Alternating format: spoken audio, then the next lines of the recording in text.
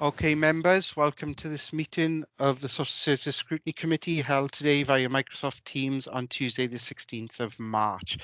I would like to remind all members to keep their microphones on mute and only unmute when they're making a contribution to the meeting.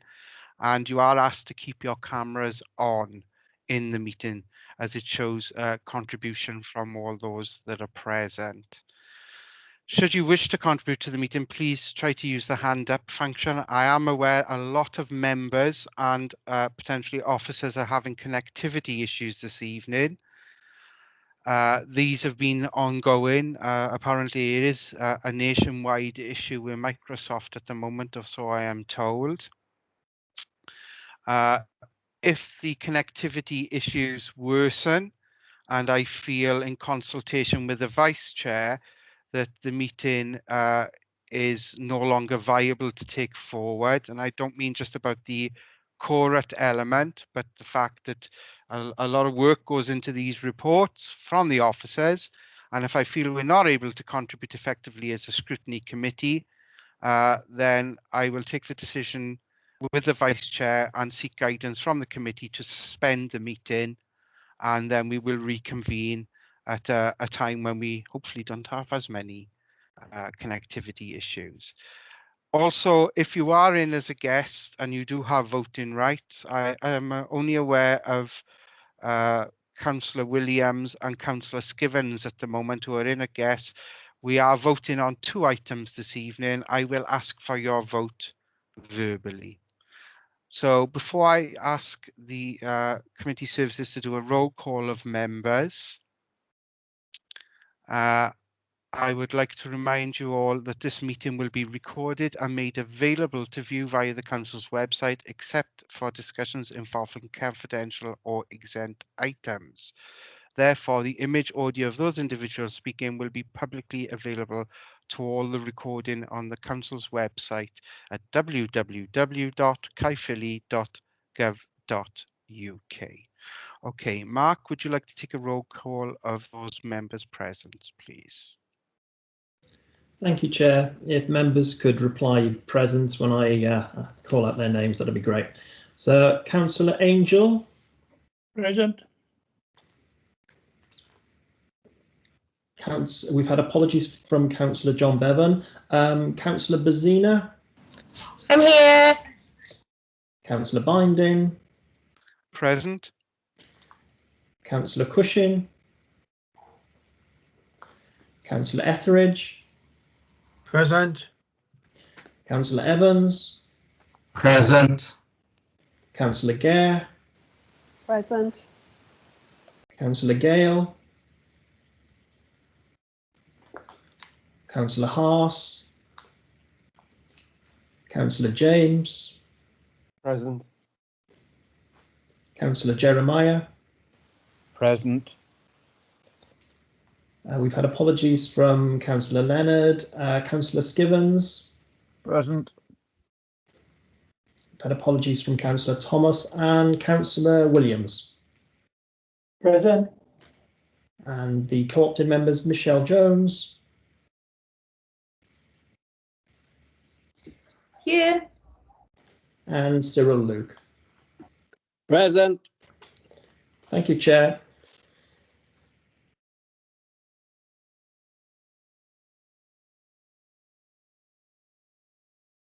Apologies, members. I dropped connection there. Can you hear me? Yes, we can hear you, Chair. Yeah, okay. I've just done the attendance. Okay, thank you very much, Mark. Oh, gosh. Okay, moving on to agenda item number 1 is to receive apologies for absence. If you know somebody is unable to attend, can you please pass on their details and apologies to committee services? Okay. Second is declarations of interest. Councillors and officers are reminded of their personal responsibility to declare any personal and or prejudicial interests in respect of any item of business on this agenda in accordance with the Local Government Act 2000, the Council's Constitution and the Code of Conduct for both councillors and officers. Are there any declarations? No declarations noted. Okay, moving on to agenda item number 3, to approve and sign the following minutes.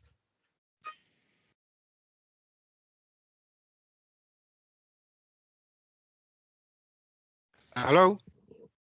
Yeah, we can still hear you, Chair. Okay, good. Sorry, everybody froze up a moment there. So agenda item 3, to approve and sign the following minutes of Social Services Scrutiny Committee held on the 2nd of February 2021. Okay. Checking for accuracy, page 1. Page 2. Page 3. And finally, page 4. Can somebody move those, please? I move, Chair. Can I have a seconder, please? Second, Chair. Thank you, Councillor Walter Williams. Okay, we will now move to the forms to vote on those.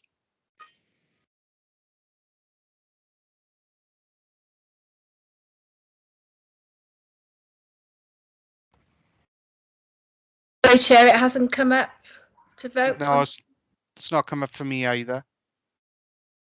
Mine come up. Okay. Yeah, mine came up and worked fine.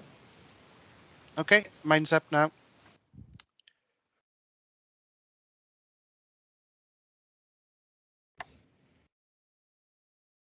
Okay, give me a sec, folks. My screen is not working as it should. Okay, we've had 9 responses so far. I will ask Councillor Walter Williams, how do you wish to vote in relation to this item? For, Chair. Thank you very much, Councillor Williams. Councillor Bezina? Hi, I've just managed to get the voting up, so I voted. Okay, thank you. And let's have a look. I believe we've got some hands up, but it's not showing me who. I just see your hands up in the corner. Councillor Jeremiah? Yeah, hi Chair. I voted for, and I seem to have lost half of my screen where the submit button is, so I just definitely voted for, just to make you aware. Okay, committee services, can you please make a note of that, just in case the members' voting was not recorded in regards to that. Chair, I had the electronic vote come up and it appeared to submit, but if you've got me down as a guest, just to confirm, I am for the minutes. Okay, thank you very much, Councillor Skivens, and Mark, if you could make a note of that as well, please. Okay, anybody else have any issues voting in regards to that item? I see. Okay. Councillor Jeremiah, okay. You still got an issue? Are your hands still up? Oh, sorry Chair, I'll remove it now. Okay, no problem. Actually managed to vote now. By closing conversations, it restored my screen, so there we Okay, are. brilliant. Okay, we'll get there in the end, folks. We'll get there in the end. Okay, moving on then to agenda item number 4, consideration of any matter referred to this committee in accordance with the call-in procedure. Mark? No matters have been referred, Chair. Okay, thank you very much for that then. Moving on to agenda item number 5. Social Services Scrutiny Committee Forward Work Programme, pages 5 to 16. Over to you, Mark. Thank you, Chair. Members are asked to consider the Forward Work Programme alongside the Cabinet Work Programme as appended to the report and to suggest any changes. If members are happy, I would like to seek approval tonight to publish the Social Services Scrutiny Committee Forward Work Programme as appended to the report on the Council's website. Thank you, Chair. Okay, thank you for that, Mark. I believe there was an issue in relation to and correct me if I'm wrong, Mark, in relation to the aspect of the task and finish group or in relation to mental health that was discussed last week. Would you like to go into that a bit further? Yes, Chair. In pre-meeting, we did discuss what's happening with the task and finish review, which was suggested by Councillor Bezina at the last meeting. And when a final report is written on this, obviously it will be in the forward work programme. But at this stage, we're still very much at the preliminary stages of this, as discussed at pre-meeting. And the next stage would be to gauge interest from members who would like to be part of the task and finish review. Okay, thank you for that, Mark. I believe there was a slight correction that we wanted to make in regards to that, Councillor Bazina. Yeah, if Dave Constreet can give us some clarity. At the last meeting, obviously, I raised the issue around a working group, and obviously Dave did confirm that it's a wider directorate issue, and that maybe a bigger working group was needed throughout council. Dave, can you give us some ideas on that? I'll certainly try, Councillor Bazina. Yeah, I think you picked up pretty early on in the last meeting my anxieties that perhaps this was being perceived as a social services issue in isolation by the parts of the council, and that clearly isn't the case. Mental health and well-being is a much broader offer, not just across the council, but across other key partners. So I certainly see the logic in what's being proposed. If I'm not speaking out of turn, Chair, I would respectfully suggest that it may be beneficial to bring in some sort of key partners into that as well, so we pick up that wider public service offer. You'll recall very recently you had a fairly lengthy presentation from colleagues in Iron Bevan in terms of some of the work that they do. But indeed, it's not just about the health board, and a large number of our certainly third sector partners have a lot to offer. So that's my contribution. I can see the logic in what you're doing. Makes sense for it to be much broader than social services, but probably even more sense to perhaps be broader than the council as well. But that's clearly a matter for members.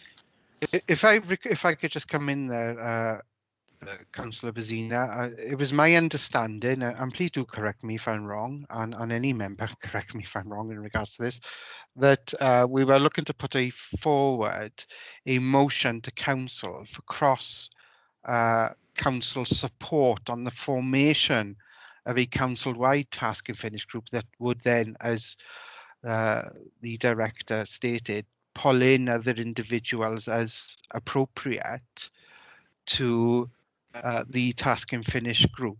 Was my understanding of that correct? Yeah, absolutely. That we look to put a motion to council for a cross-party working group throughout.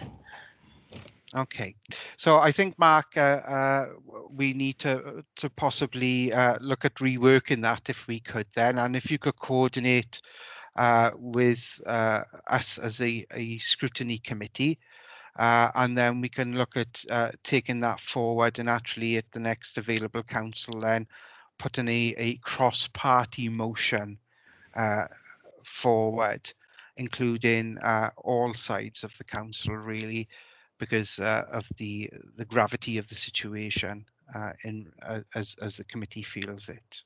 Yes, Chair. I'll speak to the monitoring officer about this and report back to the committee. Okay, great.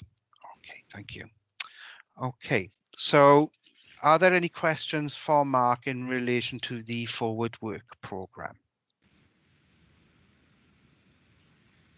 No, in that case, if there are no questions, the recommendation is that members consider any changes and agree the final forward work programme prior to the publication.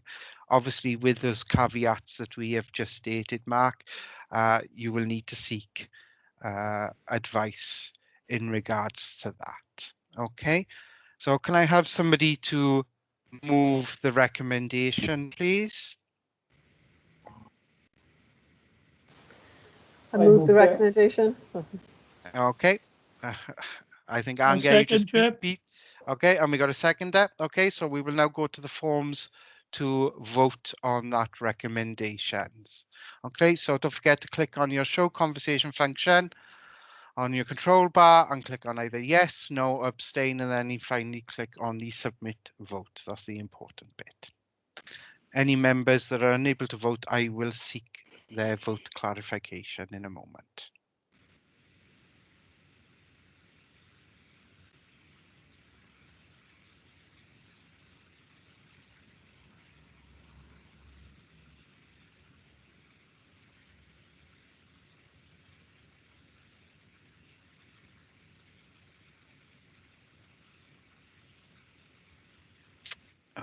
Okay, currently we have 410.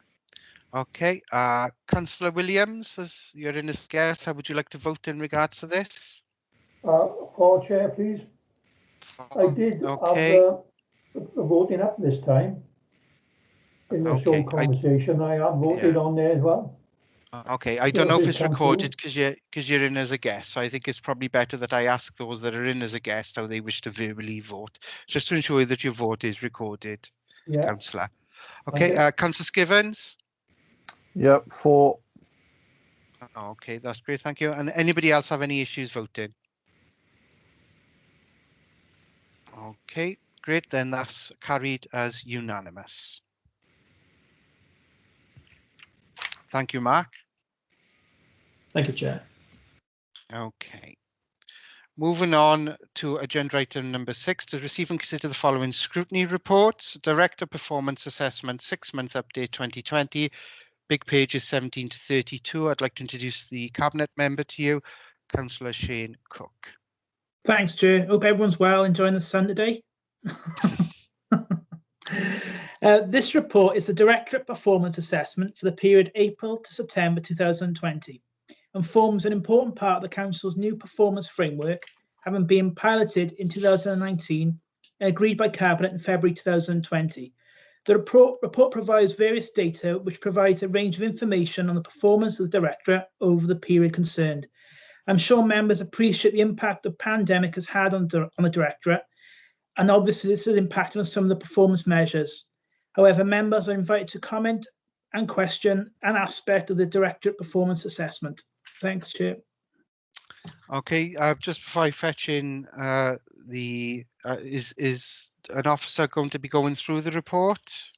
It'll be me, it'll be me, Chair. Okay, thank you, Dave.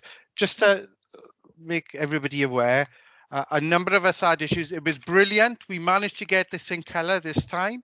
So that's a really positive step forward. But unfortunately, you need a magnifying glass to read any of the writing that's on there. I don't know if that's just my particular one, but literally the writing is on the printed version is extremely small. So I will hand over to you now, Dave, but I just wanted to get that out there because obviously if there's a limited number of questions, people have had a few issues saying they haven't been able to read it. Well, I take full credit because I've obviously organised myself and have this giant copy in front of me. So my eyesight is fine. Thank you very much. Yeah, it's really to add on what Shane has already said. This is the period, 6-month period, April to September 2020. Now, Scrutiny will have had performance management information from us previously. This is slightly different because this I think is the first time that this Directorate for Performance Assessment has been brought to you in this format. This is very much a corporate format. I think we're a third of the final directorate to bring this in front of the scrutiny committee. So some of you may well have seen this format from the other scrutiny committees that you sit on. But really, I suppose the key paragraph for me is paragraph 5.5, which talks about the framework. And what that explains is where the Directorate Performance Assessment sits in terms of our rule improvement journey as a council. And you can see we've got an overarching corporate performance assessment, which the Directorate Performance Assessment feeds into. But actually then there are other things that feed into the Directorate Performance Assessment, our service planning, our risk management. You'll see reference in the document to our risk registers. And that personal learning and development conversations that we have with the staff. They're developed by all directorates. We receive them quarterly within the senior management team in social services, and they're also scrutinised by corporate management team and indeed by Cabinet. So it is very much a public-facing document in that sense. And really, the spirit of them is about them being about learning. It's not just about the targets and whether we've hit the targets or haven't hit the targets. It's about seeing the journey that we're on over an extended period of time and what that information is telling us about the way we're providing the service, or indeed the way the people are requesting that service in the first place. So it is a learning curve. we will be bringing these to you at regular intervals through the financial years, and we'll all get used to them. But if you actually turn to the document itself, this micro document that Councillor Binding seems to have got, you'll see on the front sheet of there the various, if you like, chapters to the performance assessment, my summary and our priorities, information regarding performance, customer intelligence, resources, our risk register, and our well-being objectives. So a much broader range of information than perhaps you would have historically seen in terms of performance, where historically you would have seen, well, your target was this, you've done this, you're either above it or you're not above it, okay? So as I said, this is an evolving journey, one you're going to get used to over the next few months. But really, Chair, it's an opportunity for members to ask any questions. I don't intend to take you through it paragraph by paragraph. It's a pretty significant document size-wise. There are a couple of headlines that I'd just like to draw your attention to. In terms of adult services, you'll see that people receiving the service 18 plus and 65 plus, the numbers are beginning to tail off. And as Joe will explain a little later, I'm sure, that very much centres on the impact that COVID has had on us, where we weren't able to run services like daycare, respite care, and actually had a fairly significant fall away at the start of the pandemic in terms of people who wanted strangers in their own homes. So we've tried to do that. As far as children's concerned, we've tried to pull out the key issues there around assessments, admissions and discharges, open cases, numbers of assessments completed, etc. And then you'll see some of the more what we call customer intelligence work, number of FOIs we get as a directorate, number of complaints, our annual complaints trend. We've tried to bring in there positive feedback as well as the less positive sometimes that we get. And then we move on to resources. And again, you'll be more than familiar with the financial information you get on a regular basis. But we've gone a slightly further here. We've got information on sickness, absence, workforce information in terms of things like joiners and leavers. So hopefully what you can see is a much richer picture, if you like, of the directorate as a whole, as opposed to just 10 performance indicators and whether we've hit them or not. But we'd be certainly interested in your feedback on it. It is a corporate document, so I've got limited flexibility in terms of what I can do here, but I do have some flexibility. So it'd be really interesting to hear members' sort of feedback on the format and the content, and whether this gives you a more holistic picture of what we do as a directorate than perhaps what you've seen previously. Thank you, Chair. Thank you, Dave. Well, I'll start off then in relation to this, and I'll fetch a number of other members in. Absolutely, I think it is a much more well-rounded document than we've had in the past in regards to performance management, and it's certainly a step forward that it's in colour, so we can actually see the what's been achieved and what we feel are risks. What I would ask, and I don't expect you to go through the document, as you've rightly said, Dave, in depth, but would you like to go through some of I think it's 7 of 9, where we're looking at the different risks. Would you like to take us through a number of the highlights in page 7 of 9, really? I know we've got some reds, yellows, and some greens. So I think it's a good opportunity to identify some of the issues there and some of the positivity that we are seeing on there, especially for members who can't, like me, read the writing that's on there. Yeah, I'll certainly do that. Perhaps if I start with the red risks, and Joe and Gareth can step in if they feel a need to add to that. I mean, you can see the first one there. And sorry, the other comment that I should make is you'll see in the end column, the far left column here, the directorate linked to the corporate risk register. So these risks don't simply sit in our own risk register, they passed up right into the corporate risk register, which is really important. So the first one is the fragility of our care market. It's been a red for a little while. You know from conversations you've had with me just how brittle our market is at the minute. It was brittle before COVID. It's even more brittle since. Very different pictures in adults and children's emerging. Gareth doing great work in trying to make our reliance on the independent sector less than it's been historically. Joe with slightly different challenges.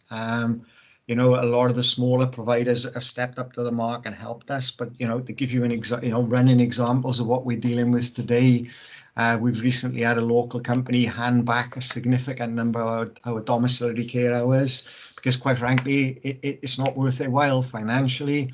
And as Councillor Binding will know, because it's in his ward, we've also had a fairly large national provider put one of the care homes in the borough up for sale at the moment. That care home is principally full. And so they're trying to sell it as a going concern, but they're just illustrations really of how we have to sort of monitor this market and act on it almost on a month-by-month basis. It is not a consistent market, it's not a solid market, and it contains a number of risks, both for us and in terms of the authority as a whole. Excuse me. I think that was the only red risk that we've got moving forward.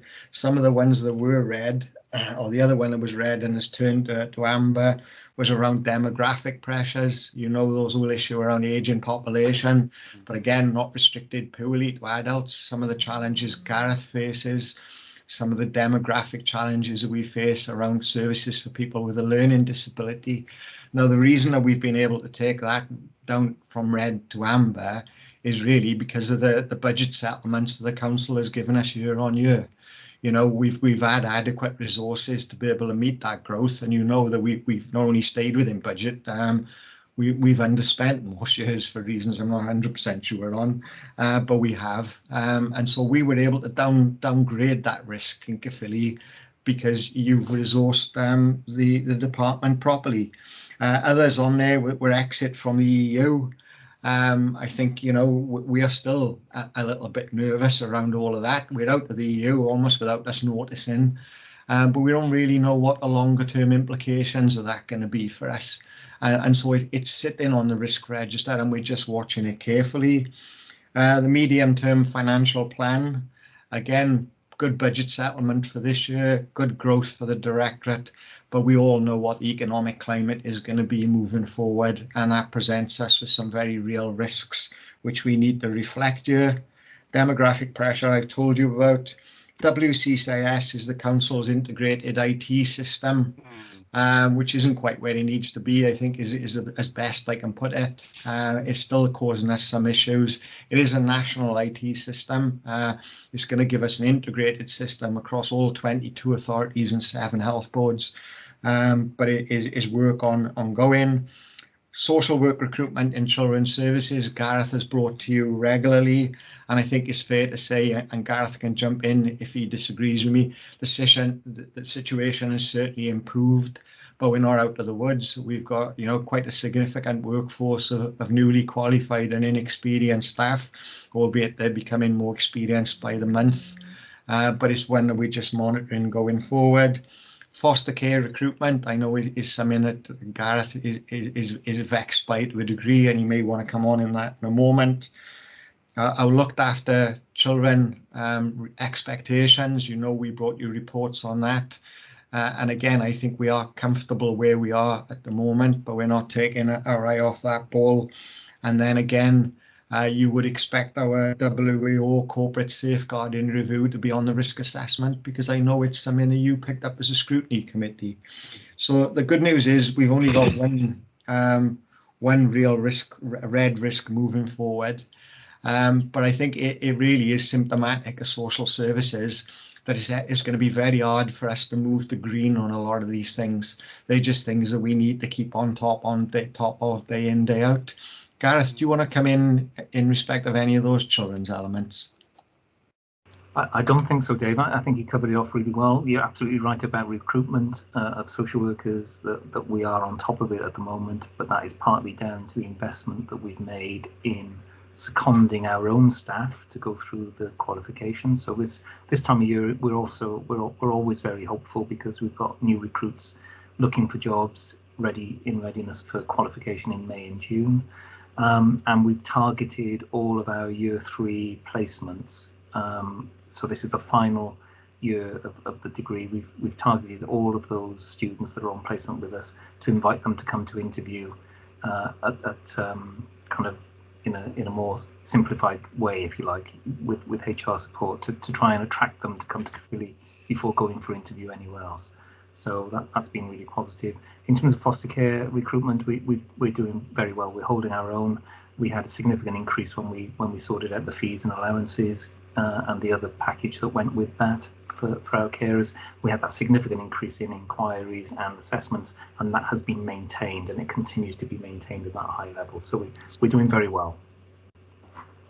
I think there's some, if I can just come in there, I think there's some really positive things that as a local authority we need to celebrate there, and as a directorate certainly need to celebrate there, because there's some very hard work that's gone into that, and I'm very much aware, Gareth, and I don't think I give you enough praise for the work you do in regards to that. There's a lot of stuff that goes on behind the scenes, evidently.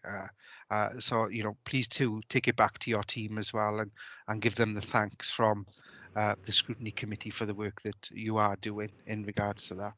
Thank you very much. Did you want to fetch Joe in, Dave?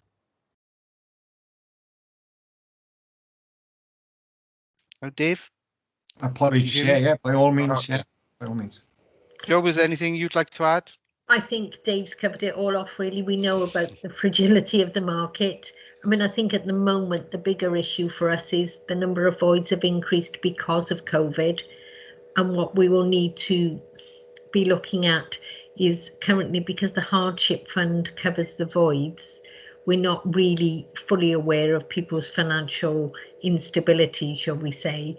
And as we come out of the hardship fund, I think we will then potentially have a lot of work to do across the region to look at what the market looks like, where the vacancies are, and what the public are looking for in terms of care. Because I think what we found is maybe the public's expectation has changed, because we're spending significantly more in domiciliary care to keep people at home. Well, you could suggest that's something we've always aimed for.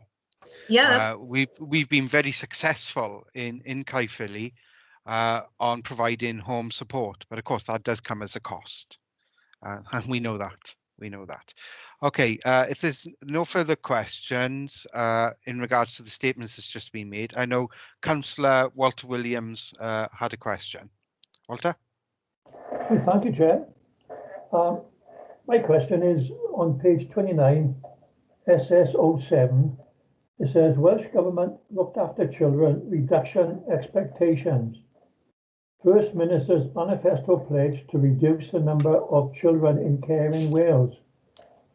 Each LA invited to set reduction expectations. But if you got children in care, I thought children in care or they weren't.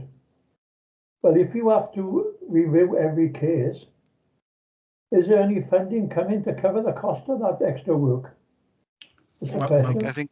I think that's a question for Gareth, is it? Yeah, thank you, Councillor Williams.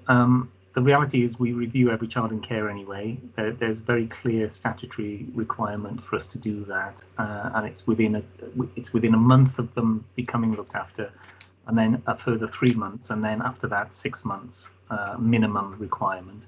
And we're constantly looking at alternative options for children. If they're an extended family, or if there's a chance for them to go home. So we're constantly reviewing that anyway. I think that this wasn't so much about the resourcing. It was more about the impossible task that we face of trying to set some kind of target to reduce by, because I can guarantee, I can assure you all that we haven't got a child looked after in Caerphilly that doesn't need to be looked after. I'm not the child catcher, forgive me, but I'm not out on the streets looking for children to bring into care. The children that we're looking after really do need our support and need that intervention at that time. But we are looking very positively in terms of how we can move children back out of care as quickly as possible in order to reduce the overall numbers. And we have done some really good things, and I could spend another half hour telling you about what we've done, but the reality is we have reported this previously, haven't we, in terms of the number of children that we've got placed with parents who are on care orders. Are they really looked after if they're living at home with their parents? But the fact that they've got a care order means that we have to count them as looked after, and we have to provide the looked after services to them. And so we're targeting that group specifically to try and revoke those orders and take our support out, if you like. But we're only doing it where it's safe to do so.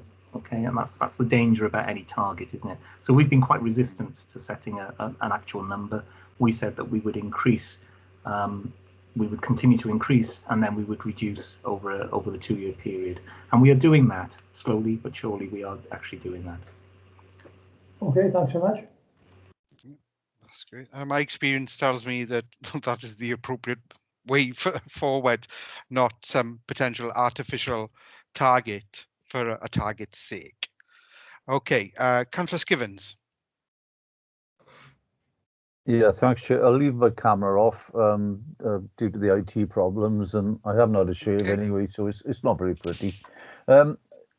We had a presentation earlier this week on the homeless situation and the quite large increase in the problem. Where is this work reflected in the work program? I noticed from Standard 6, young people into B&Bs, but do we capture that increase in work? Yeah, sorry, this is where our life gets a little bit complicated, isn't it? Even though I'm a director of social services and housing for the authority, of course, housing doesn't report to the Scrutiny Committee. So that the housing DPA has already been to regen and what's it called these days? Is it regen and environment, isn't it? I think that's the committee. Is that right? Yeah. So I could go all day about this, but I'm in the odd situation of serving 2 separate scrutiny committees with different parts. So that one's already been considered in regen and environment and wouldn't ordinarily come in front of you guys. Yeah. But if I can just come in on the councillor's behalf, there is a very clear link, and we have discussed the link before, whereby we have individuals that are not actually leaving the care service that we provide, but are getting to an age where they need a different type of service. So whilst yes, there is very much a housing related issue, there is a crossover there. So I think the comment that the councillor made, and I'm sure you've taken it on board, Dave, is one that I think we need to look at and maybe see what we can do to build that in to demonstrate the continuing support that social services is actually providing those individuals. And part of that support is linking in with our housing colleagues. Yeah, absolutely, and certainly, Gareth can say much more eloquently than I. A lot of the work that we do with children who are leaving the care system is very much about finding them accommodation and indeed making sure that they've got the life skills to be able to cope in that accommodation. But yeah, I understand the link that Councillor Scrivens is raising. Absolutely. Okay, Councillor Scrivens, did you want to come back? Yeah, if I can just come back in, except all that you're saying, housing is part of the solution, but obviously these people have usually got quite complex needs, alcohol or drug abuse, mental health issues, family issues, etc., etc. So it seems as if quite a chunk of the work is sitting in this remit, and whether there needs to be some clarity on collation of the statistics and the amount of work that's going on there. But I really do think we should be capturing, or at least having a regular update on the position, because I was quite surprised at the statistics that we had in the presentation. Okay, but we got to keep focused, Councillor Skivens, on the presentation that we got in front of us. We can by all means suggest other elements that we believe that should be included in there, but it sometimes isn't as helpful as we would like when we refer back to another report from a different committee. I'm sure you can appreciate that not everybody may be aware of and be fully up to speed on. I'm going to fetch Gareth in quickly. Chair, just if I may clarify, we don't have any young people leaving care in bed and breakfast accommodation. There are times, there are very rare occasions where we do have to use it for very short periods of time if it's an emergency or a crisis. But if we do use B&B for 1 or 2 nights, we always ensure that there's a member of staff supporting that young person. So I can just reassure committee that for care leavers, we don't use bed and breakfast routinely, okay? That's great to hear, thank you. Councillor Skivens, is that okay? My answer? Yeah? Yeah, thanks for the update. No problem. Can you take your hand down unless you want to contribute a bit more? Okay. If anybody got any further questions in regards to the report, the format, the information that's in there? Excuse the thing going off in the background. Okay. I did have one question. Sorry. Oh, Councillor Hetheridge. Yeah, I'd like to ask on the actual conclusion of the report, where it states, if you read that, it says an overspend of 860k. And I'd like to ask about a number of points, really. Could you give us a page number for all members, please, Councillor Etheridge? Page 52, the Okay. 5.6, the conclusion, where it says 860k is an overspend at the moment for 2020, 2021. I'd like to ask a number of points about the challenging aspect faced, the initiatives, the cost, the fragilities. Sorry, can I jump in, Chair? I'm a bit lost on this. I can't find the the paragraph that Councillor Etheridge is referring to. That was just about what I was going to say before he finished this question. I was going to let him finish his question and then ask, are you looking at the same report as we are, Councillor Etheridge? I hope so, to be quite honest. And just, I don't know if anybody else is having difficulty at the moment, but my screen is frozen and I can't hear Councillor Etheridge very well. I got half a screen at the moment, so, and the reports are running into each other, so I do apologise. Okay. I think if it's page 50, if it's page 52, that's the budget monitoring month 5 report. To note, yes. Which is sorry, to note. That's not on the agenda. Sorry, Dave, my mistake. And I think that's an appendice to the social services position statement report, isn't it? So that's okay. It's okay, Councillor Etheridge. I thought I was losing a plot there. That's all right. Don't worry. I've lost the plot. Look, we said at the beginning, a number of us have got IT issues. We will get through it together. We'll get through it together. Okay, Councillor Etheridge, have you got a question? No, go on. I'll wait for the next item. Okay, no problem at all. Okay, I did have a question, if there isn't any further, for Joe in relation to the care home situation. You alluded earlier that there would have to be a potential review of the current situation due to number of places, number of needs.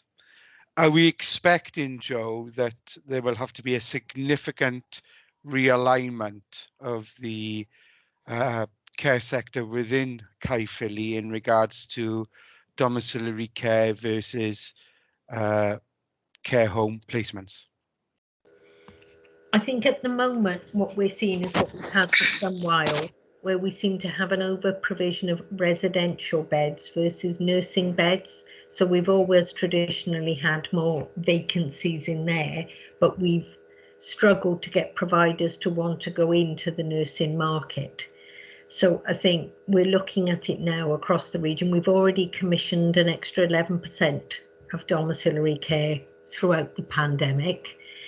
And again, it's about, I mean, we've been fortunate, that is what we need. We haven't got anybody waiting at the moment. So whether that's a longer term alignment, but we've got no issues of people waiting for packages of care, we've been able to meet the needs. So I think, you're right. It's something that we've got to keep very much a watching brief on, really. Because I'm reminded, and Dave will correct me if I'm wrong in regards to this, of around 2+ years, and you'll remember this, Joe, where we had a number of bombshells dropped on us of a number of providers potentially going to be going bust, and we were left holding the can, so to speak, and let alone those poor individuals in services where potentially homes had to close. And it would seem, and I guess my concern is, and I'm sure the committee shares the concern, that if we are going down a route whereby we could be seeing a repeat of that, we have an opportunity now to do some pre-work on that, to try to look at a number of options around it. And I guess I'm looking for a reassurance that some of that work is in hand, really. Yeah, I can give you that reassurance. It not only is in an hand, but it's actually an hand on a Pangwent level, because we've got to be very careful. It might not be a home in a Caerphilly that actually gets into trouble. It could be, just over the border in Blaenau Gwent, and that causes us equal amounts of problems. So we're looking at the whole situation as 5 local authorities, and indeed with health board colleagues as well, trying to understand not just what does it mean in terms of the viability of those homes, but actually what do we want these homes to do moving forward. We don't know what demand for residential care services is going to be like. What we've seen to date is a reduction in demand for them and an increase in demand for home care. We don't know if that's going to continue when homes can start there. But equally, we're aware there are a number of people out there who've been affected by this pandemic who are going to have needs. You're going to have people with long COVID. And one of the things the health board are doing is working with us at the moment, trying to understand what those long COVID needs may be and whether the care sector could step in and fill some of the void. So rather than homes, if you like, going bust, there's a slightly different offer from those homes. Now, that's what we're working at. We're not entirely in control of that market, as you know from your own ward, where, overnight we're told a home has gone up for sale.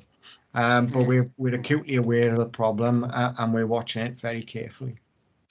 Okay, that's great. Thank you very much for that. And my second part of my question, Joe, was Dave mentioned earlier on that we've had not an insignificant contract handed back to us.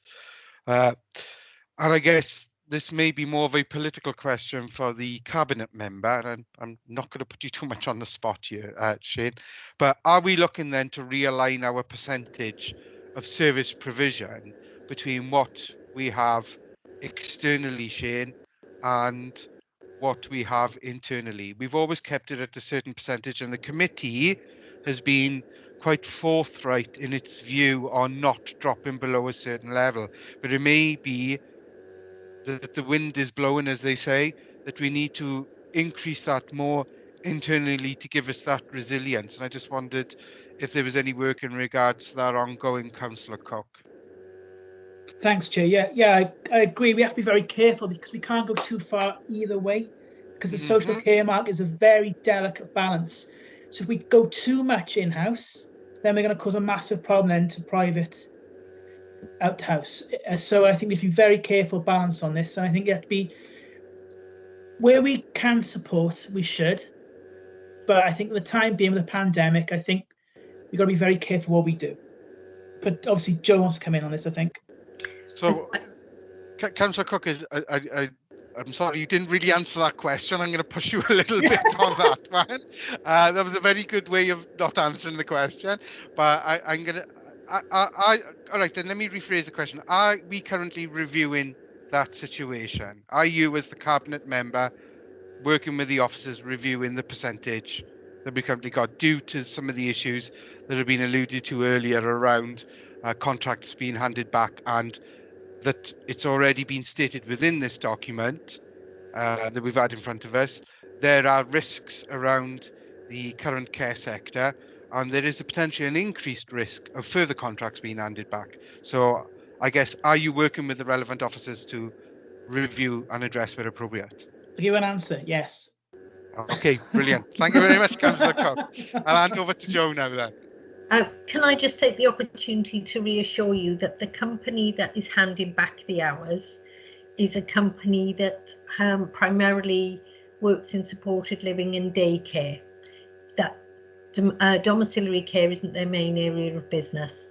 They advised us in November that they wished to disinvest themselves of this part of the market, but they agreed to work with us over the Christmas period to ensure that there was no disruption. We've worked with procurement now, and the hours that they are going out to tender. We're putting them into 4 lots, and existing providers can apply for more than one, but they will only be allocated 1 lot so that we don't destabilize the market. On the positive, we've had significant interest from our existing providers because all the staff are eligible for 2P. So they're not just getting the work, they are getting the staff. So I'm, touch wood and everything here, I'm hopeful that the move will go quite smoothly and the company are really working with us to address it. So obviously it is a longer term issue. At the moment, I think our fragility is more in the care homes than it appears to be in the domiciliary care sector. Well, it certainly appears from what you're telling us, Joe, that you've got a handle on it and you know where you're at and Yeah. potentially where we need to be. That's great to hear. Thank you very much. Councillor Etheridge, you still got your hand up. Would you like to come in? Councillor Etheridge. No, Chair. My hand is not up here. Sorry. It is on my screen. Okay, right. sorry. Could be my screen. Apologies. Okay, no problem. Okay, then, are there any further questions in regards to this agenda item?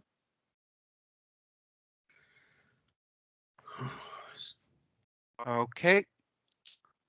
So if there are no further questions, the recommendation is on page 17 of our pack, where we review the attached document Appendix A and discuss, challenge and scrutinise the information contained within, which we have certainly done. Okay, there we go then. Moving on to agenda item number 7. White paper on rebalancing care and support presentation. I'm going to hand over to the Cabinet Member, Councillor Cook, to introduce the presentation. Thank you, Chair. Around 2 weeks ago, the Director sent out the Welsh White Paper in preparation for this evening's discussions.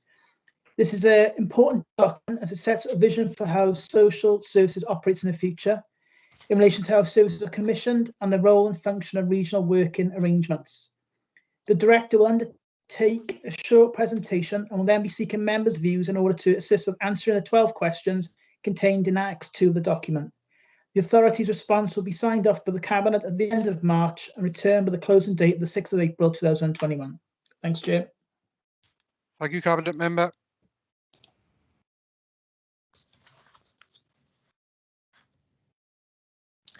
Okay, before I go into the presentation, that's okay. Before I go into the presentation, Chair, perhaps it'd be useful if I just gave this a little context. It is a long and sprawling document, but a hugely significant document. Really, since the implementation of the Social Services and Wellbeing Act in 2016, there's been no real legislative interest in social services, but this changes that quite significantly. This is a major piece of work that will fundamentally change the way the social services operates in Wales, if indeed it is eventually implemented by government. There are 2 main elements it looks at. One is the way that we sort of commission and contract for services. Not something I would expect members to get necessarily hot under the collar around, but certainly big issues for us as officers.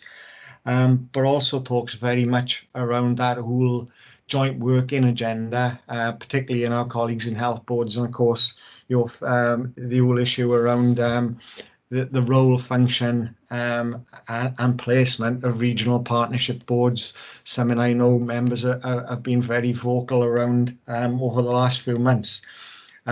You'll see in the document, I deliberately sent the document out early to you, a fortnight before the meeting, because I appreciate it takes some reading. I've read it many times now, but you'll know that at the back of the document, there's an Annex 2, which contains 12 questions, which we have to respond to in terms of our consultation response. As I said, some of them may be better things for officers in a sense that they are perhaps more operational and more routine, but that is a matter for you ultimately. But what I'm looking for this evening when I've concluded the presentation is your feedback and your help in terms of preparing my responses to those questions. If there are some that you feel particularly vexed about and you want to share your views, then I'll make sure those views are represented in the consultation. If there are others where you don't have particular views, then we'll come up with the responses as officers. So if you can bear with me, and I'm taking my life in my hands here, given the IT problems we've got. Can you tell me that you can see that, please? Yes, I can. Okay, these things bear with me then.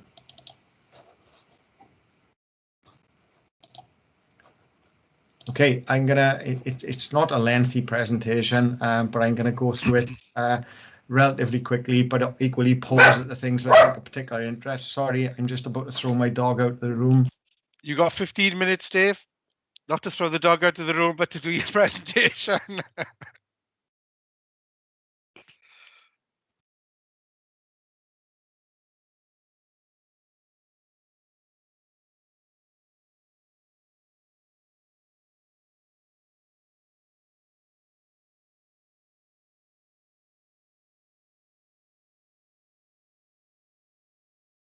Dave, you're on mute.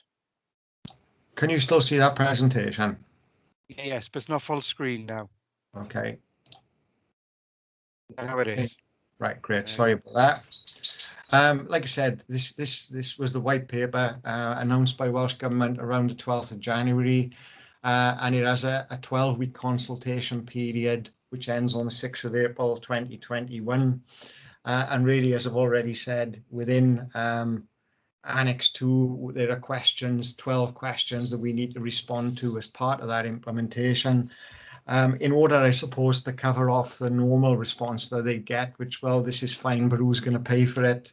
They are very clear. This is closely aligned with the other group that's meeting around how paying for care and paying for social care is going to operate in the future. So if you like, what they're trying to steer us away from is don't worry about what it costs. That's being looked at by another group. We are more interested in your response to the recommendations contained in this document. Okay, care and support market it talks about, and we've already touched on that this afternoon. It's the context in which, the NHS, ourselves, or individual purchase care. We do that via a whole range of commissioning processes.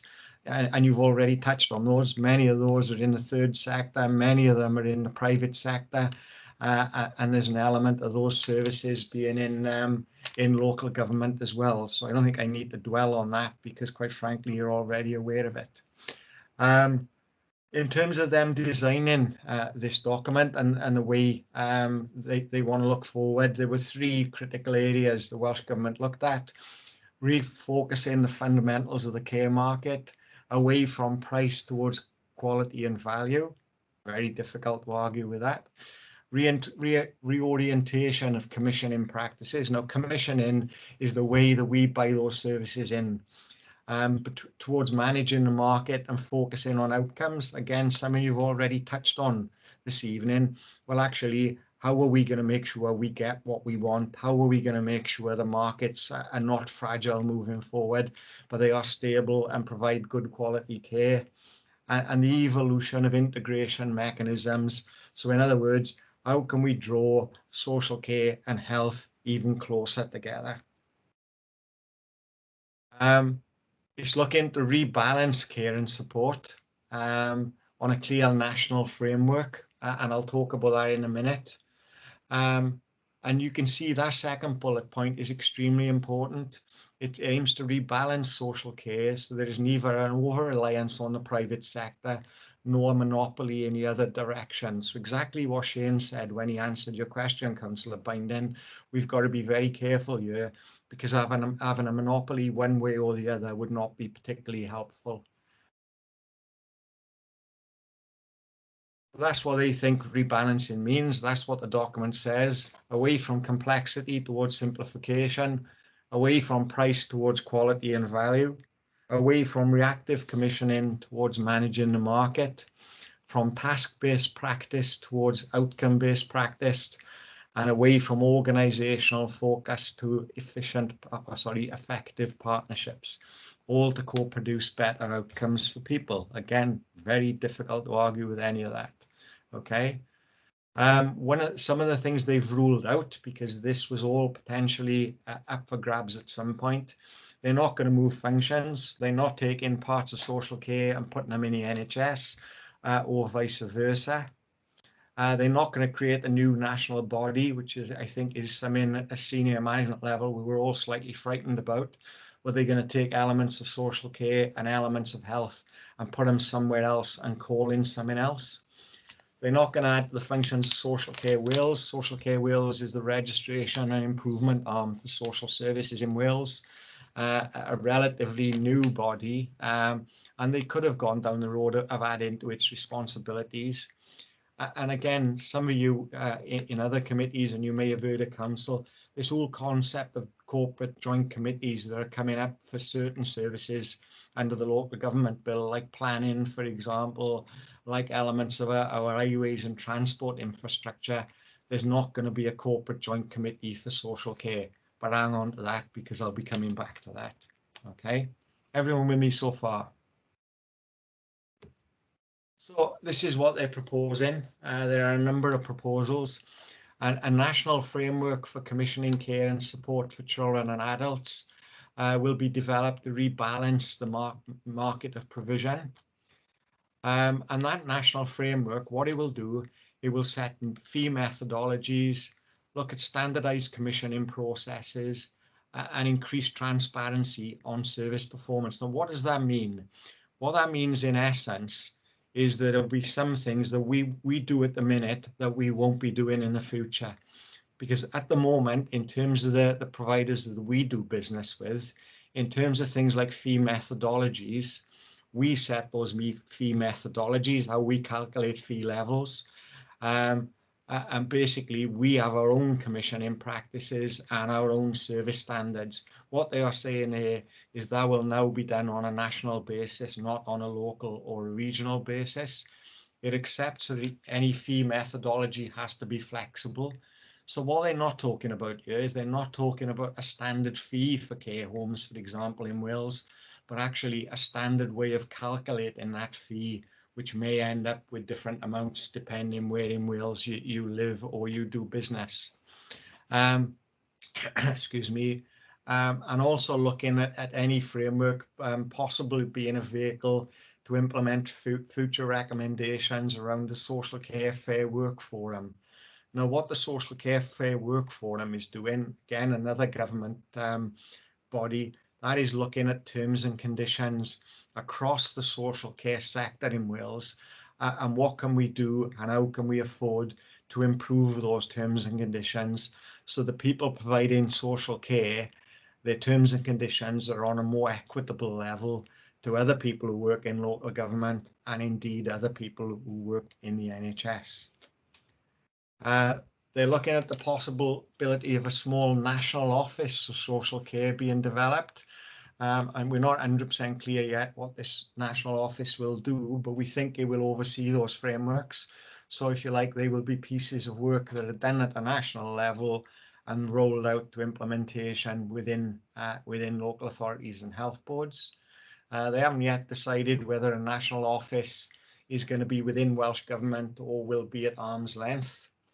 But what it does say, very important from your point of view, in both options, governance arrangements will ensure full engagement with local authorities, health board, the independent sector and other key partners. So it won't work in isolation, it won't do to us, it will do with us. This is really important from your point of view. Local authority commissioning functions will continue to be accountable locally. So exactly those questions you've asked Joe and Gareth tonight, this isn't a situation where we will be able to say, well, we don't do that anymore. That's now managed via the national office. The local accountability will still stay. And I know that is really important to you. And as I said there, it also talks about full and fair use of methodologies, not something you need to worry about. Right, here we go. Okay. This is probably the crux as far as you're concerned, without putting words in your mouth. So I'm going to pause and take you through this very slowly. Regional partnership boards will be provided with a sharper set of tools to deploy and deliver their core aims of jointly assessing and planning. So regional partnership boards are at the centre of this document. I know you've got strong views on them, and I'm sure we'll get to that this evening, but they are not being taken away. If anything, they are being strengthened, okay? What it says there is that this responds to external reviews and feedback from RPB members. For the life of me, I can't find out which RPB members they've talked to, but they feel, because they feel that the current partnership arrangements can sometimes limit their ability to act. And this is the crux of this whole document, okay? Specifically, we propose that regional partnership boards should be established as corporate legal entities. Reshape regional partnership boards with functions to employ staff and hold budgets would be expected to undertake significant joint health and care commissioning and be more directive in market shaping. Now go back to the slide we had before. If you recall, commissioning was still going to be subject to local accountability. All of a sudden, there seems to be a regional role for RPBs in terms of commissioning. So I'm a bit lost, if I'm honest. Current RPB planning and reporting arrangements will be consolidated, and these arrangements will be a better basis to evidence accountability to local and regional partners, as well as Welsh ministers. I think, but I'm not certain, that is a response to some of the criticism that has been over the last year or so, to the point that you've quite legitimately raised as a committee around that democratic deficit between the role of the Regional Partnership Board and its decision making, in terms of your role as members, in terms of the decision making, and indeed scrutiny. Okay, so that's a one-page summary of the proposals. Reforming the social care market towards quality. National framework for methodologies and frameworks. Care and support commissioners to be expected to adopt that national framework. Preparing the ground for workforce investment, again, something we would welcome. Simplified procurement, we'd certainly welcome that. Advantages for commissioners and providers, I think depends on where you sit. Regional reforms, with the RPB becoming a corporate body and creating space for local innovation. So this is the final slide. Acknowledging funding challenge is the biggest problem, but not the only significant problem. Again, reference to that whole issue around improving quality of care and limitations of currently partnership structures. They believe the proposal will reduce complexity and increase sustainability, and those challenge changes will rebalance care and support profoundly. Okay, so that is the document that we've had from Welsh Government. That's the presentation that came with it. I would just invite you to have any. I'm happy to go back to that presentation if we need to, but I would be interested in your views or comments. Okay. Thank you very much for that, Dave. That was very interesting. And as you started off your presentation and quite rightly stated, it's a meaty document. It's a lot to take in for individual councillors. And I know I've read it twice as well. And you no doubt know the concerns that I've got with it in relation to the partnership boards. I find the document quite contradictory in places, personally speaking, as the chair. And I would certainly welcome, and I'm sure the whole committee would welcome, the focus on quality and outcomes. But then I would also suggest that's nothing different than Caerphilia has always been doing since I've been here anyway. Okay, so there's my comments as chair. I know I'll fit all other members in. Councillor Etheridge. Right, thank you. I'll try and get it right this time, Councillor Binder. Yeah, I've read it a number of times, and it's not consistent at all. And what concerns me, as you know, in regard to regional partnerships, is their accountability. What safeguards are in place. If you look at page 5, it says, in setting out these proposals, I want to assure local elected representatives that I'm strongly committed to local democratic accountability. You know, these are words. I'd like to see the words, you know, into some actions. I agree with David. I think the questions at the back, some are operational matters. They need to be actually completed by officers. If we turn to page 9, this does concern me again, and this is the 3rd paragraph, again about the reshaping of regional partnership boards. They'll have the functions to employ their own staff and hold budgets. And then it says they would be expected to undertake significant joint commissioning and more directive market shaping. Now, significant joint commissioning, but in another part of the document, you know, it doesn't say that. It's written by civil servants, and obviously I was one, but it doesn't give, I believe, the local authorities and the elected members what they want. It's just a woolly document. It can be taken either way, but when you read it, it seems to be given enormous powers to the regional partnership boards over, you know, staffing levels, reshaping, and budgets, and also the significant joint commissioning. And I'd like, perhaps David could get clarification on that from the Welsh Assembly government, because it does concern me, Chair, that, you know, we're asked to comment on this and the closing date is only in a few weeks. I would think, you know, we're in the middle, you know, we're still in the pandemic. We got the elections coming up. To issue something like this now, you know, does it give it justification? But I've got concerns. Thank you. So thank you, Councillor Etheridge. Dave, do you want to respond to any of those comments? Yeah, I don't think we've got any chance of pushing back the consultation date. This is a national consultation exercise. I'm aware of countless bodies who are currently preparing responses.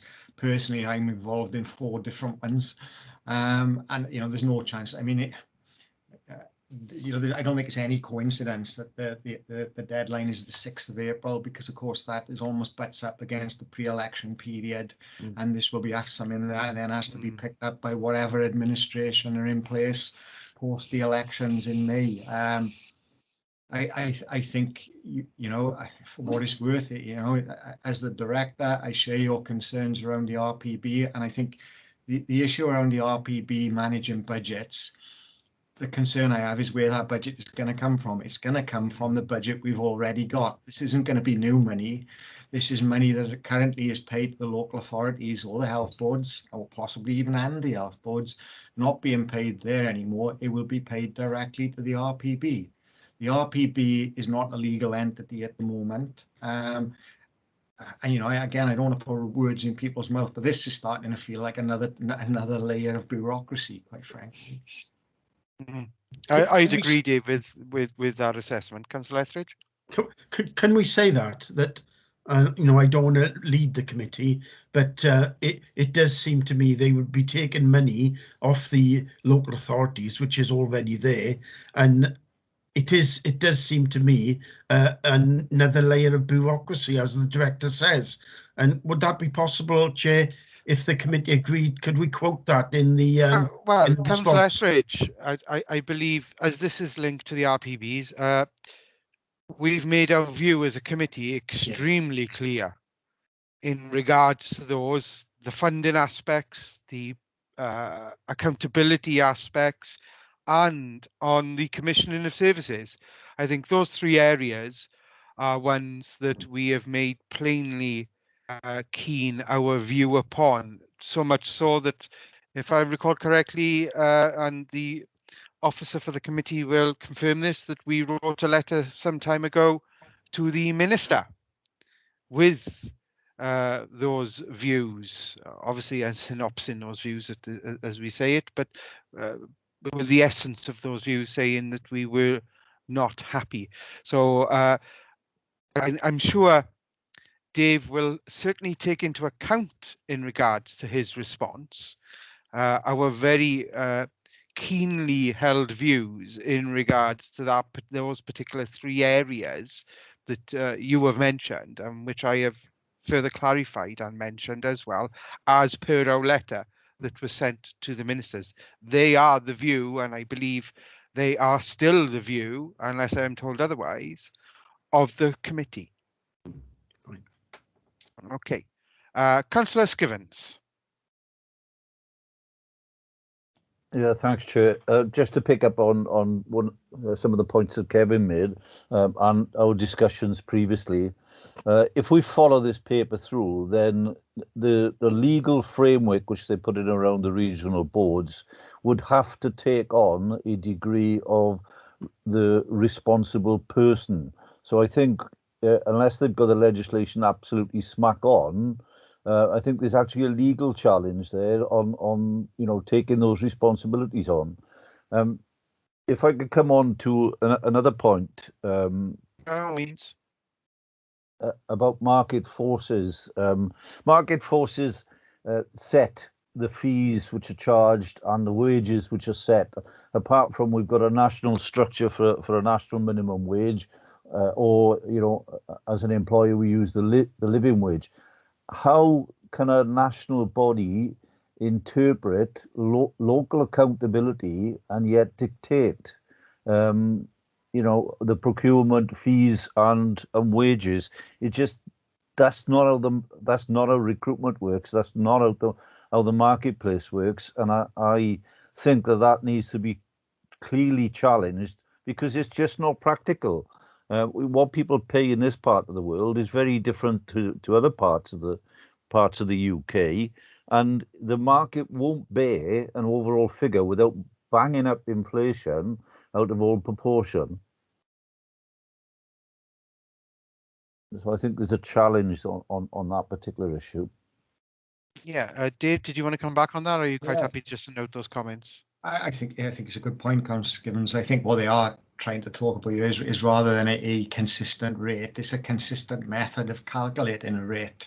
But the point you make is a very valid one, and I think it's what I'm struggling with, in a sense of ultimately, unless they have the whole budget, that national office will be doing pieces of work which will directly impact on the resources that we have to push out the door, without any reference back to local members. I can't quite picture how it would work in reality, if I'm honest. Yeah. And it could collapse the private sector companies overnight. Who want to bid for that work? Well, you could certainly suggest, Councillor Skivens, that it takes away local accountability on several fronts. And I don't mean just from the political accountability aspect. There is the member accountability, and of course there's the accountability that we have as councillors, most importantly, to the service users in our wards that are receiving these services. Okay, anything else, Councillor Skivens, you wanted to come in on in relation to this? That's fine.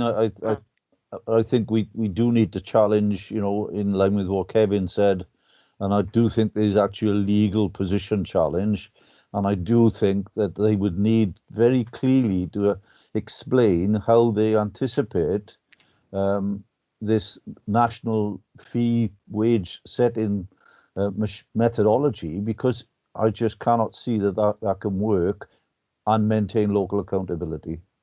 Okay, great. Michelle from Caerphilly's Parent Network. Thank you. It's a couple of things really. The one was we've already experienced the struggles that we've had via this scrutiny committee when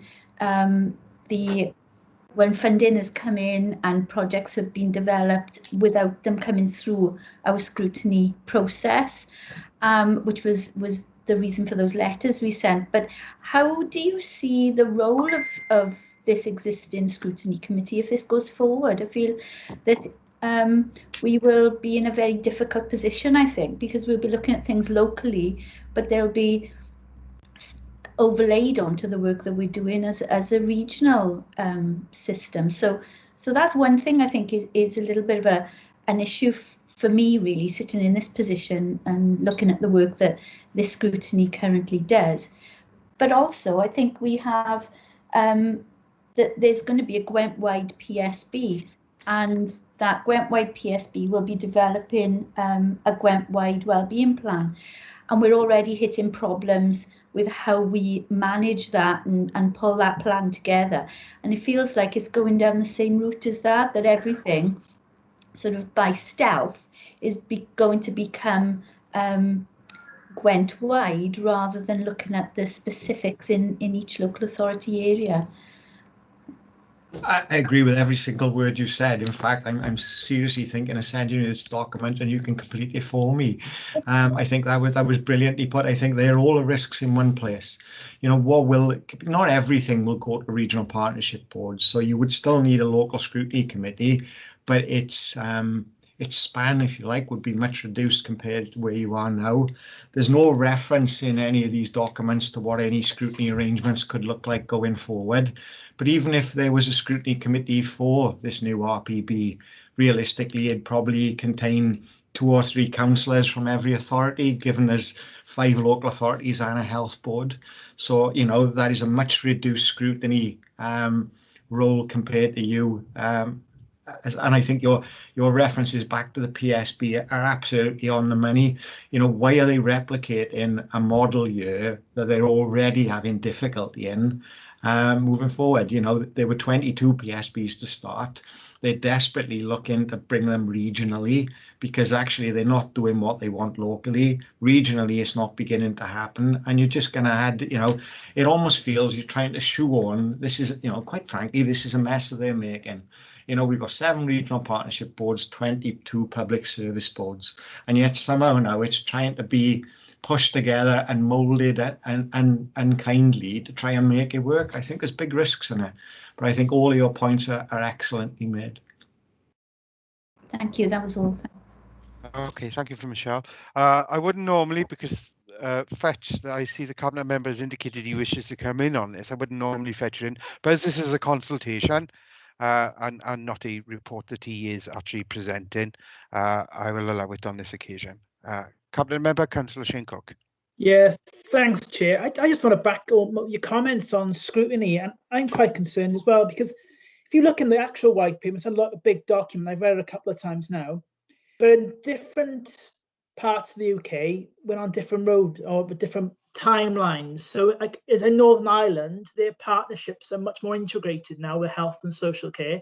And if you look at it, a recent report in Northern Ireland, it noted that integrated partnerships did not result in smoother working across all sectors, but it was effective leadership and, importantly, scrutiny that promoted genuine partnership and innovation.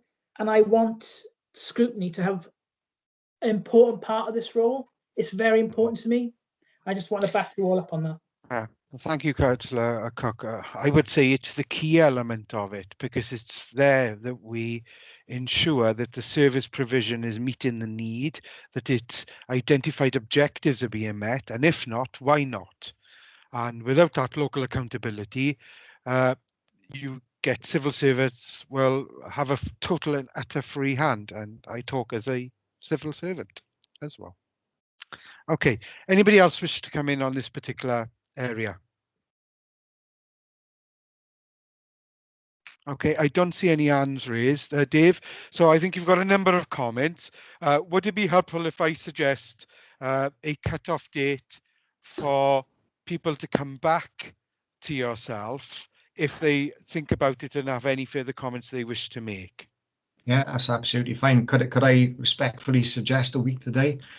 Yeah, that's fine. If anybody has any further comments or they want to put their comments as an individual councillors to Dave, then by all means you have the ability to do so. I think as a scrutiny committee, we have made our view very clear in relation to the partnership boards. We do see there are some positive elements with, excuse me, within this report. We would certainly agree on outcome-based support provision. We would certainly focus on the outcomes being more appropriate in relation to the commissioning, but there is also, you shouldn't take away from the fact of local accountability in relation to that commissioning element. And that is my concern in regards to that. It's a bit of a two-edged sword. If we agree to it, we're almost saying, that's fine. We want the quality outcomes, but there is the issue that we potentially lose the local accountability. I think we could achieve both, and I think both could be there. So I think you've had a number of positive comments.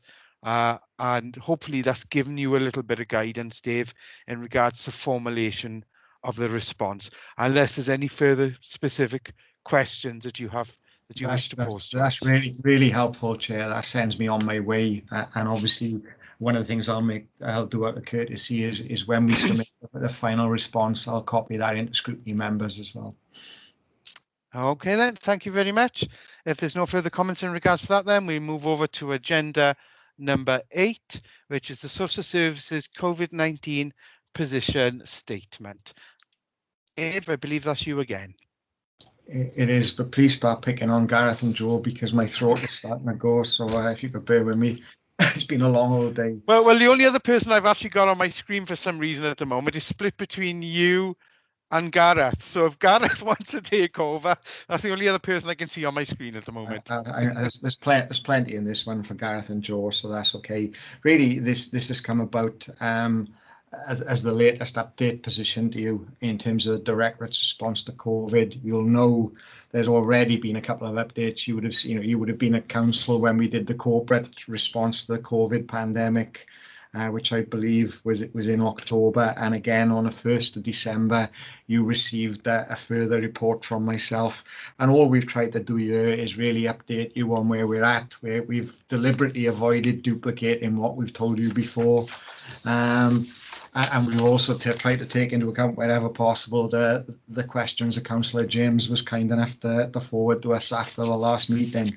I've confused Councillor Ettridge completely, and I'll try and explain that confusion in a minute in terms of the appendices, because what we did do here is as an appendix, we put in the previous report you'd received in December, and in order to explain the financial position around COVID, I put in the month 5 budget report just as an example. So that's not our current financial position, and I'll explain that when we get to that. It's on purpose, Mr. Street. Dave, are you purposely confusing my committee members? See, I don't get out much. I'm not purposely doing it, but I seem to be doing it without much effort on my behalf, really. So apologies, Councillor Etheridge. No, members, let the officer speak. Okay, if I could take you down then to start at 5.1. As I said, what we've tried to do is to put these into some sub-headings just to help you. Staffing relation issues. We've talked in previous reports around how we needed to redeploy some of our staff at the start of the pandemic, and just how flexible people have been moving around different parts of the front line, and how really that helped them and the people who received our services. We also redeployed some staff to the track and trace system, and also over to the buddy scheme, where they weren't able to do their normal duties. So we took a corporate approach to that as well. And really that whole issue of staff support that I know Councillor James referenced in his questions has been at the front of what we've tried to do. Obviously, there's been a significant investment in IT for all of us, so the majority of staff have been able to work remotely and work from home. But one of the things we're very mindful of, and this is particularly the case for a lot of our social work teams, they deal with significant vulnerability. They deal with some quite distressing issues.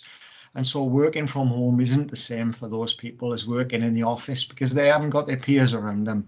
They haven't got their managers around them who can put their arm around them and sit them down and talk. So Gareth particularly, and to a lesser degree Joe, have worked really hard to try and put those mechanisms in place.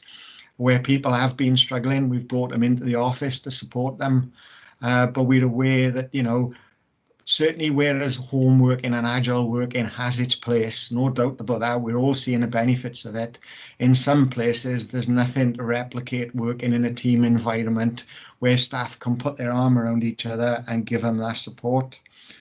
Support by the independent sector has been multifaceted. PPE, you'll know, was a real issue for us at the start of the pandemic. Delighted to say we're over those problems. And just to give it some context in terms of the work that Jo and her colleagues have done particularly, we've just issued more than 10 million items of PPE since the start of the pandemic. So that hopefully will give you the scale that what we've been facing here. We paid all independent sector providers 2 months in advance at the start of the pandemic. To make sure that they didn't have any cash flow issues that they faced.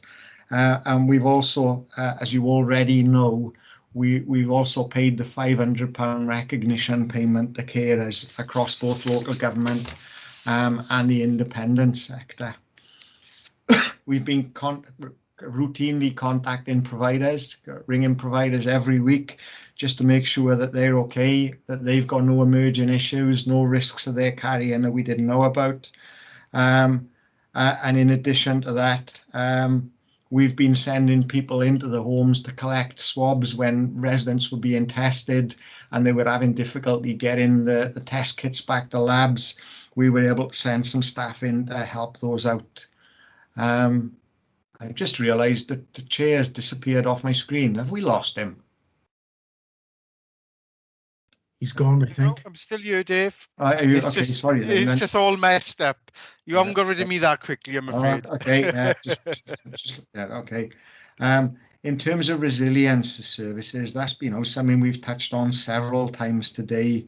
We had homes who were really badly impacted by COVID at the start. When they had positive cases, they weren't able to take new admissions. And with that falling number came falling income. So, Welsh Government recognised that. They put in place a hardship fund, which Mike Jones and his colleagues have managed from our point of view. And really, we've used that hardship fund very effectively. So every provider has had an extra £50 per place per week from Welsh Government, and domiciliary care agencies have received an extra £1 an hour. So that's been key for us in being able to do so. And as we mentioned in several scrutiny committees, one of the things that we have seen is the way we've reshaped services, and certainly daycare is one example of that. We've had some very positive feedback from some people, which needs to mean that as we reintroduce services, we'll need to reintroduce them carefully and make sure that where we have learnt lessons in terms of the pandemic, they're applied consistently across the directorate. Social work services have been key. And I know Gareth has given you examples in other committees in terms of how social workers responded. The fact that we weren't able to do those sort of house-to-house visits that we would normally do, the face-to-face interaction, the work that Gareth and his staff have done around risk assessing families and children in terms of where we've needed to do that frontline support or where we've been able to do things virtually. Things like court attendances being virtual, a real new way of working for the staff, which they've embraced. And really, the whole issue that we had with referrals in terms of safeguarding beginning to drop at the start of the pandemic, and those anxieties we've had and continue to have to a degree, as so many children not being in school for an extended period of time, have meant that we haven't had the professional eye, if you like, on children to tell us if there have been any concerns going forward. We've also tried to make sure we've had good support for carers. So we kept one of our respite care centres open, one for adults, two respite care centres, one for adults and one for children. So where we identified issues of carer breakdown, we were able to respond to crises. The Children's Respite Service has worked really closely with our colleagues in Trinity Fields to provide support to families. We've been able to do that really, really well. And in terms of our general carer population, those unpaid carers, the carers team that we've got operating a directorate has been making proactive calls to everyone who's on their mailing list to make sure that they've been okay, and where necessary referencing back across with things like the buddy system and Caerphilly Cares to make sure that they're okay.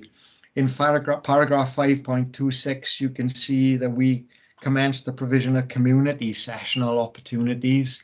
They were for people where they couldn't go to buildings anymore, and we're currently providing somewhere in a region of 620 hours of sessional support to over 130 individuals. So nobody is being left high and dry. Even though we still can't go to those buildings in the way that we used to historically, we are still making sure people are supported.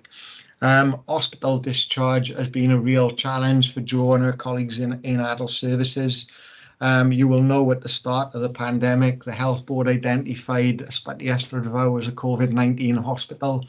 So we really had to discharge people out of there who weren't COVID infected at some pace. And Jo and her colleagues did that to their great credit. Across the region, we developed a service operating policy for discharge and a discharge passport, which helped providers understand the level of risks that they were taking. And as Jo has already touched on this evening, we saw a demand for domiciliary care in the directorate increased by some 11%. In addition to that, we've also focused on supporting people at home to provide necessary admissions to hospital. And Jo's emergency care homes service has worked with rapid response nurses and doctors to provide hospital at home facilities. Again, something that we believe there's some future in moving forward. In terms of financial implications, you'll know from Mike and the reports that Mike has brought back the Scrutiny Committee on several occasions, we've incurred more than £6 million in COVID-related expenditure, almost all of which we've now recovered from Welsh Government. So Mike's tenacity in pursuing those grant claims really has paid off. And whereas, as I say, I apologise to Councillor Etheridge for confusing him. At the start of the year, we were facing an overspend situation. You'll know from the last budget report, really through Mike's tenacity in maximising that grant claim, we are now in a position where actually we are underspent against our budget. So that obviously puts us in a very strong position going into the next financial year. So that's a whistle-stop update on where we're at with COVID. The only thing I would say to members is please remember we are not out of this. We are still in that pandemic. Even though the numbers are low, unfortunately the infection rates are low, we are still working as though we are in that pandemic, and so we are still not back to normal. So my voice is pretty much giving up on me now. So if there are any questions members have, then hopefully Gareth and Jo can respond to those questions. Thank you very much, Dave, and I will target Jo and Gareth then in regards to these questions. I can see you're struggling a little bit there. You're obviously doing far too much talking at meetings lately. Okay, there are a number of questions. First up, I'd like to fetch Walter in regards to a question on page 35, I believe. Thank you, Chair. 5.3, and it's regarding the buddy scheme, which is an excellent system and people relying on it. But I think in the budget 1920, the local authority budget 1920, it was talk then, because of cutting back, we were going to cut Meals on Wheels and other small systems. Well, the Chancellor in the budget, he said possibly the next budget there will be cuts to local authorities.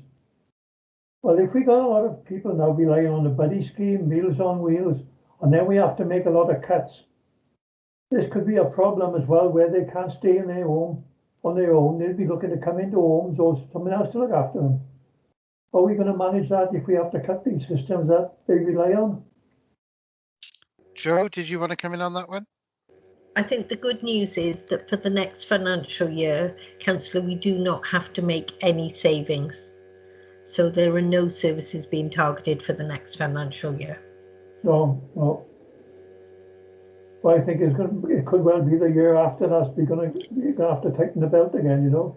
There'll be austerity coming again. And I think that's, if that is the case, we will obviously have to look at that. But I think part of the work we will be doing as Caerphilly Cares, which is the new version of the buddy scheme now, is trying to build that community resilience. And actually what we know now is there's significant numbers of other services that have developed during the pandemic. So whereas before there was only things like Meals Direct, now we're finding large number of local pubs, cafes and whatever are all delivering meals. A lot of people have made their own arrangements and things. So there is also work ongoing in other directorates looking at the future sustainability of things like Meals Direct, because if you remember at one time they used to provide for another local authority, and what options are there and what options are there to expand it into a less traditional role then, and linking it to other schemes that we could be looking at rather than just focusing on that Meals Direct aspect. So I think, you know, to be assured that all those things are being looked at in terms of what is potentially going to be required going forward. But the good news is next year we don't have to produce any savings requirements. Okay, thank you very much. Okay, that's great. Thank you. I had a question in relation to 5.3 in relation to staff that were redeployed to track and trace and protect. And I know it's mentioned in there, and this is probably for Gareth and for Joe, that we've had a number of staff that for various reasons, shielding and others, couldn't work in the frontline service element that would have done normally. What are the long-term plans for us moving forward in regards to that? I guess I'll ask Joe. To those staff or to track and trace? No, to the staff. So obviously we've got a responsibility to the staff. Yeah. You know, as Dave rightly pointed out, this COVID pandemic is not over. It's far from it, and it's probably going to be with us for quite a while in one form or another. So there are potential long-term issues, I guess. Yeah. And I guess what is our plan for those individuals that can't work in frontline services? Those individuals, I believe, are all in my area, so Gareth can be left off. They are primarily people who are shielding. Shielding is going to be paused again on the 31st of March. What we do with each individual then is look at a risk assessment process to see if they can return to their front line. We also liaise with occupational health and HR. And we've looked at with some people, as you rightly said, about thinking for them to think about their futures and what else we can help them with, because as you said, the problem is COVID isn't going away. And in some people where it's been identified more about their immune system, then COVID isn't the only issue. So it's about the jobs that they do. So a lot of the staff have contacted us already, and they are looking forward to coming back and want to resume their frontline roles.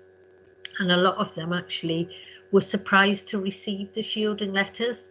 It was quite interesting to, you know, the staff that got them. So we'll be doing the risk assessments with those staff, because as you also said, and you might have seen things on the news and things, we had significant numbers of staff in adult services who received shielding letters but declined to take that advice. They wished to work through the pandemic.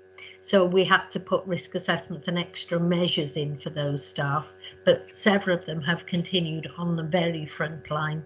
But as Dave said, the well-being of staff is fundamentally very important going forward. Well, it's paramount, and I can see that, Joe, in what you're saying. But I'm sure that the committee also appreciates the amount of extra work that has to go into the risk assessment and the managing and the support of these individuals, and rightly so. Do you know what I mean? Our staff are our biggest resource, and you know, we need to ensure that we are providing them the support that they need. And I guess there are going to be questions over long-term liabilities in regards to service areas and where people can and cannot work. But it's very heartening from my perspective to hear you talk about the fact that the focus very much is on the risk assessment process and working with the individual to achieve a satisfactory outcome as much as we possibly can do. Okay, I've got a number of people coming up with questions. First of all, I'm going to fetch in Councillor Anne Gare. Thank you, Chair. I just wanted to ask a question on 5.10. It talks about it's anticipated that all homes will have received the second dose by the end of April 2021, and I wondered how well that vaccination programme was going, and was it going to plan? On the positive, Councillor Gay, it's going so well, it's well ahead of plan. Right. And I would say it's more likely that they'll have all received it by the end of March than the end of April. I think there's only 6 homes outstanding in Caerphilly at the moment, and several of them have dates penciled in. Obviously, you can't have the second vaccine when you're in an incident, and you have to be 28 days post a positive discharge, diagnosis, sorry. So that does delay it a bit, but it has gone exceptionally well, and I can let you know when they're all done. Thank you very much. That's excellent. Thank you. Okay, that's good to hear. We like to be ahead of schedule. We're not very often ahead of schedule, but we'll take it when we can get it. Okay, Councillor Vincent James.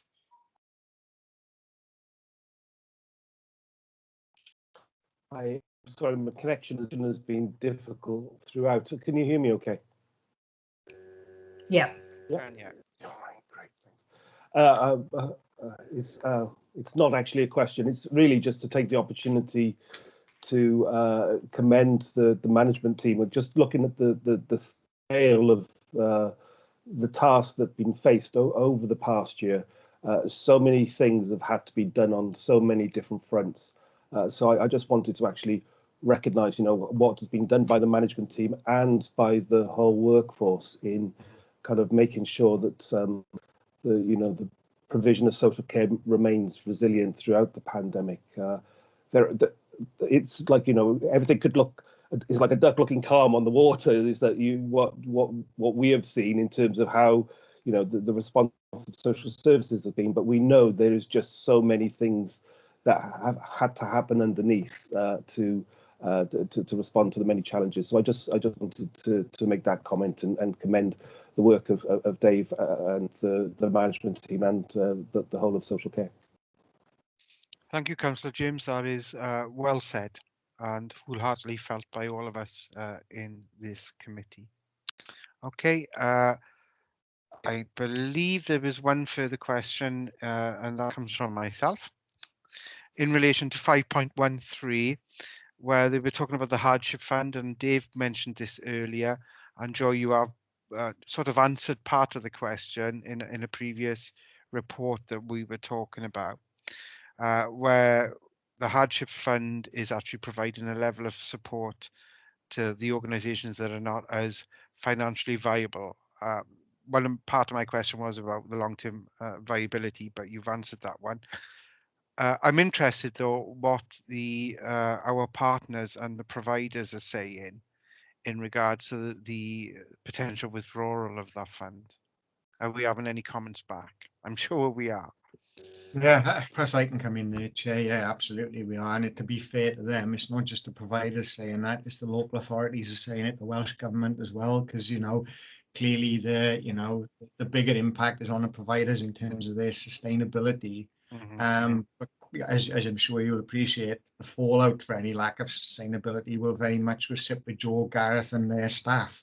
So there is huge pressure on Welsh Government. What they seem to be indicating at the moment, I haven't seen it in writing, so I'll put that caveat in it, is they are likely to extend the hardship fund for a further 6 months into the new financial year, which will take us through to the end of September. But obviously, what we are pushing for is they then use that extra 6 months to have a very clear exit strategy. As welcome as that 6 month extension is, it's no good if we are sitting here in September having exactly the same dialogue as we're having now. There is it becomes a cliff edge, doesn't it? Otherwise, what they are talking about is a tiered reduction of the funding off Welsh Government, which I suppose would reflect Joe's point, isn't it, is as homes become vaccinated and are able to take new residents, then their income level will go up. So they shouldn't be as reliable on Welsh Government funding. Now, you know, it's a pretty arbitrary calculation. I understand the logic behind it, but, you know, local government and providers are as one on this in terms of Welsh Government must come up with a sustainable solution. Yes, I would agree. You know, it most definitely needs to happen. Are there any further questions in relation to this report? Gareth, did you want to come in there? Forgive me. I just seen you waving. That's all. Sorry, Yes, Gareth. forgive me, Chair. Oh, right. Oh, sorry. Okay. Okay, no problem. Well, I would like to thank you, Dave, and the officers. There's a lot of information in this, and I think we could have easily spent half a meeting just discussing this element of the report, really.